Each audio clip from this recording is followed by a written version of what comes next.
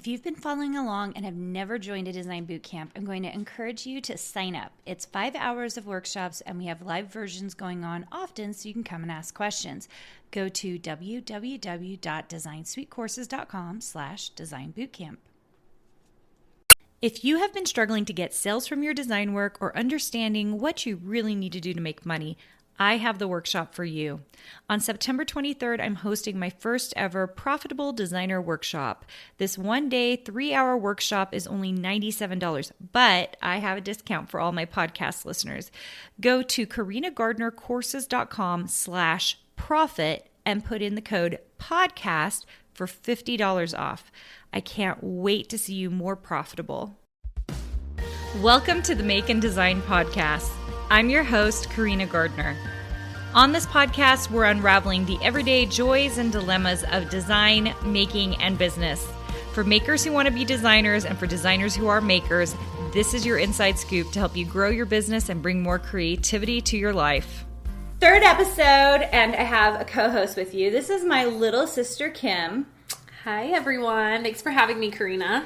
And hopefully she'll come on once in a while because we had originally considered doing a podcast together, but then we decided to do them separately and come together once in a while on both of our podcasts. Yes, we thought it would be kind of fun to... Okay, and let's also talk about the fact, so some of you are listening on the podcast, but some of you are watching this on YouTube. I just want you to know that we were considering not taping this because holy awkward. Like, I feel like I need a pillow behind me. Well, it's a deep couch. You have a deep couch, well, Carina. It's like not so a then you good can't couch. Go all the way back or something. Anyway, okay, the bottom line it's great. Is if you're watching on YouTube, we're doing our best to look comfortable, but we're not. We're not comfortable. Okay? But we were actually wanting to talk about something that we've been talking about. In fact, we were just talking about it a second ago. Yeah. But we want to talk to you about the 3 ways that you can take... like you're trading time for money, right? So like all of us don't have time and all of us don't have money. That's my feeling. Do you have time and money? No. Maybe you're the exception to the rule. No. Okay, so it's like you're making a trade-off all the time, right? And so like one of our goals is to trade some money and get some time back. We're always looking for ways to get a little time back.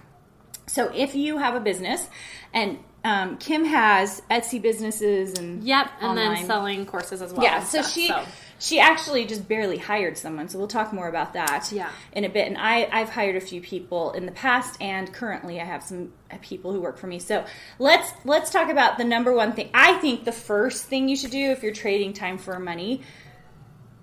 Did I say that right? Yeah. Yeah. The thing that I think you should be doing is looking for software. I remember the first time I realized like had an aha moment, and that's every day I was posting on Instagram, and you're looking for your photo and getting it all set up or whatever.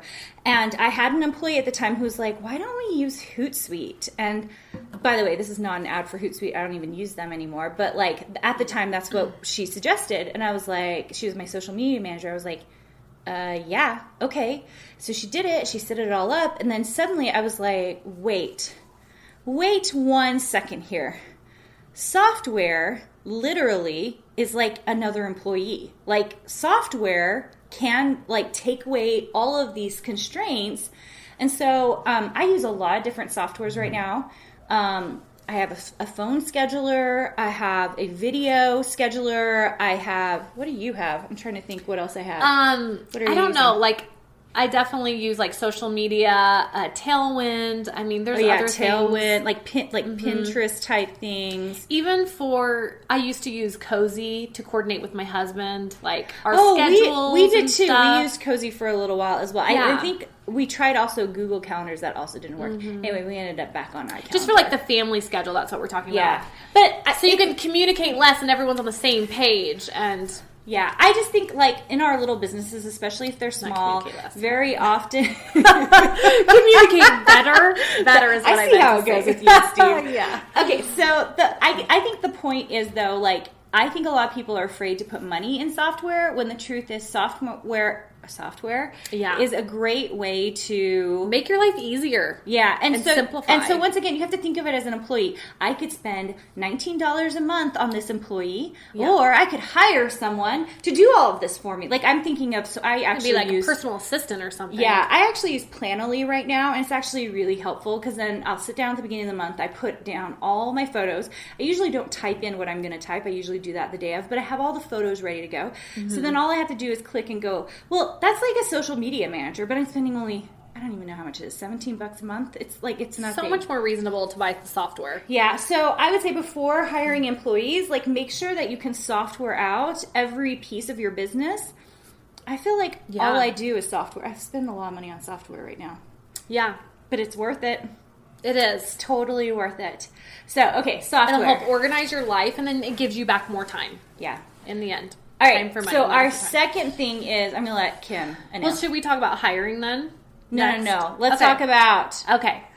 So the second thing we're going to talk about I see what you're saying. Sorry. So the second thing we'll just talk about is how paying for coaching and courses can actually help you level up. Yeah. And I think that's, like, once again, this is a time for money thing. Like, if you want to spend a lot of time, like, I teach design courses. If you want to do it for free on the internet, I actually do tons of free stuff. It will take you a very long time to do. But if you take my courses, you will get through it much, much quicker, right? Same with, like, I pay into coaching. I pay into courses because if I want to learn to do something, I'm like, let me get it done quick. Because if I can start making money on that quickly, then that is the way to go. Like, I want to hurry it up, right? Right. And I've been to a lot of different, I don't know, coaches and stuff as well. I've been to people's blogs and stuff. And sometimes I realize, and I've seen this taught as well from other coaches, that sometimes people just want you to roll up, even though the information is out there free. You could learn how to do anything on YouTube. The information on Google, it's free. You can learn how to do anything. But paying for a course just puts it all organized, puts it all neatly, and you're able to... I'm losing my track of there's someone walking over here. I keep looking. I'm like, husband. Is it a kid? I don't know. No, it's my daughter's in the next room. He had to see what we were doing. No, it's totally fine. I just want to make sure it's not one of my kids coming upstairs. But because all our kids are here. We're secretly like videotaping this and trying to film this while our children are downstairs. Yes. Irresponsible parenting. But back to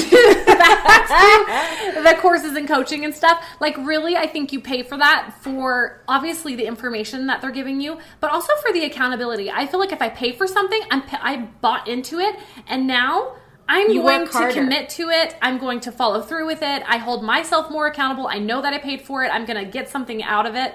So I feel like you do better. You do more, and you are more productive, and it's that accountability factor. I feel like. Stupid. Yeah. Let's just face it. Like, when you go to that, like, next phone call or next meeting, you're like, I don't want to be the person who didn't, like, follow up on my goals. You're organized, yes. And you want to say that you've moved the needle in your business. So you just work so much harder, I feel like. All right, let's talk about number 3, time for money. Yeah. Which is just plain employees. Just going ahead and hiring someone to help you out. Now, we've done both. Wait, have you ever had any contract employees? That's no. So I'm going to say that I love, like, outsourcing contract employees. Like, it's one of my most favorite things ever. So if you have a chance to do that, like, that's the way to start, especially if you have never done, like, you have to set up W-9s and W-2s for your employees and all that other good stuff. And if you don't have a good accountant, which, believe me, you need a good accountant, oh gosh, I can't even talk, to help you get going, then that's going to be difficult. Whereas if you use Fiverr or Upwork or virtual assistance websites, OK Relax, I mean, like, there are all these places you can use that will get you employees, people that will help take some things off your plate, right? Yeah, VAs, virtual assistants. Yeah, like, so there's tons I think of that's people. level 1. Level 2 is you're starting to hire a whole team, right? Yeah. And even then, you might not be able to hold on to those team members. I know when I did it, like, it was really hard to hold on to good ones, and you really had to let go of the bad ones, right? Mm-hmm. Kim just hired a new shipping person. Yeah, and it sounds like so minimal, but, like, I work on Etsy, and so what I do is more specific and crafty, and like, it's going to be harder to find that specific person and who's going to want to work a little bit of part-time or whatever. But for someone to take over my shipping, that's like so easy. Like that's easy to train, that anyone can do it. You don't even have to have a degree. Like that's going to be an easier find for me than finding someone to like replace me. Yeah. So, and I've hired junior designers before and shipping managers, and I can't even remember. I've hired people also when I made wood signs. Like they actually stained, cut wood for me, Sorry, did all guys. those things. Bless you. Bless you. Bless you, Carina. Anyway, so bottom line is, when you're trading time for money, if you are someone who desperately needs time and you have a little bit of money in your business, don't go all out at first. I think that was one of my problems. I remember when I first started hiring, I just kind of went all out. I was just like, I need this, I need this, I need this.